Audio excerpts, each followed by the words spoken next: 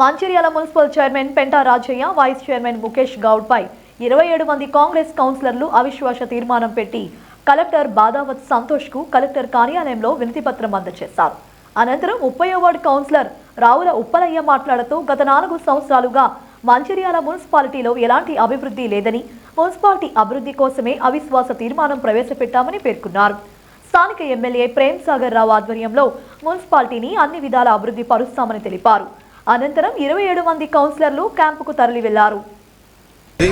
మాకు 27 మంది సభ్యుల సమర్థన ఉన్నది. సరే, ఈరోజు టీఆర్ఎస్ నుంచి వచ్చి రిజైన్ చేసి వచ్చిన మా సోదరులు సోదరిమణులు, అలాగే మా కాంగ్రెస్ పార్టీ ఉన్న కౌన్సిలర్ల గౌరవ సభ్యులందరూ కలిసి మరి మంచిర్యాల పట్టణం యొక్క అభివృద్ధిని కాంక్షిస్తూ సమర్థవంతమైన ఒక నాయకుడు కావాలంటే మరి నియోజకవర్గ ప్రజలందరూ కలిసి మరి ప్రేమ్ సాగర్ రావు గారికి అత్యధిక మెజార్టీతో అధికారాన్ని కట్టబెట్టడం జరిగింది. అటువంటి సమర్థుడైన నాయకుడు ఉంటే మరి మంచిర్యాల నియోజకవర్గము, మంచిర్యాల పట్టణం ముఖ్యంగా అభివృద్ధి చెందుతుందని అన్ని పార్టీల 2 పార్టీలకు సంబంధించిన కౌన్సిలర్లతో ఏకగ్రీవంగా తీర్మానం చేసుకొని కేవలము పట్టణ అభివృద్ధిని మాత్రమే దృష్టిలో పెట్టుకొని వాళ్ళు కూడా మా పార్టీ